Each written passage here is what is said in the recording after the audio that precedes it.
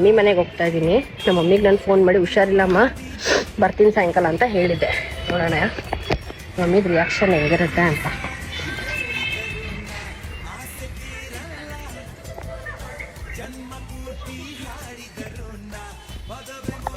Hello, ಏನು ಇಷ್ಟು ಬೇಗ ಬಂದಿದ್ಯಾ? ಈಗ ಫೋನ್ ಮಾಡಿದ್ದೆ, ಆಗ್ಲೇ ಬಂದ್ಬಿಟ್ಟಿದ್ಯಾ ನೀನು? ಬಂದೆ, ಕೋಲ್ಡ್ ಆಗ್ಬಿಟ್ಟಿದ್ದು ಜಾಸ್ತಿ. ಕಾಫಿ ಮೇಡಮ್ ಒಂಚೂರು. ಕಾಫಿ ನೀನ್ ಬರ್ತೀನಿ ಅಂತಲ್ಲ, ಅದಕ್ಕೆ ನಾನು ಬೀಟ್ರೂಟ್ ಜ್ಯೂಸ್ ಮಾಡಿ ಕಿವಿ ಫ್ರೂಟ್ ಕ್ಲೀನ್ ಮಾಡ್ತಾ ಇದ್ದೆ, ಕಟ್ ಮಾಡ್ತಾ ಇದ್ದೆ, ಕೊಡೋಣ ಅಂತ. ಅಷ್ಟೊಂದು ಕೇರಾ ನನ್ನ ಮೇಲೆ?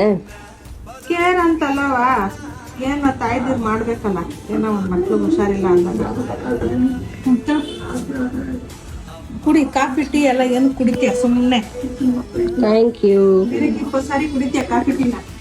ಅಮ್ಮ ಅಂದ್ರೆ ಹಿಂಗೆ ಅಲ್ವಾ, 1000 ಜನ ನಮ್ಮನ್ನ ದ್ವೇಷಿಸೋರಿದ್ರು, ಆದರೆ ಒಂದು ಜೀವ ನಮ್ಮನ್ನ ಪ್ರೀತಿಸುತ್ತೆ ಅಂದರೆ ಅದು ಅಮ್ಮ ಮಾತ್ರ.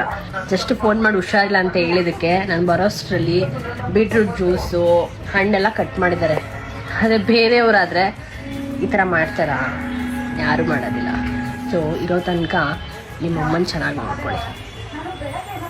ಥ್ಯಾಂಕ್ಸ್ ಅಮ್ಮ.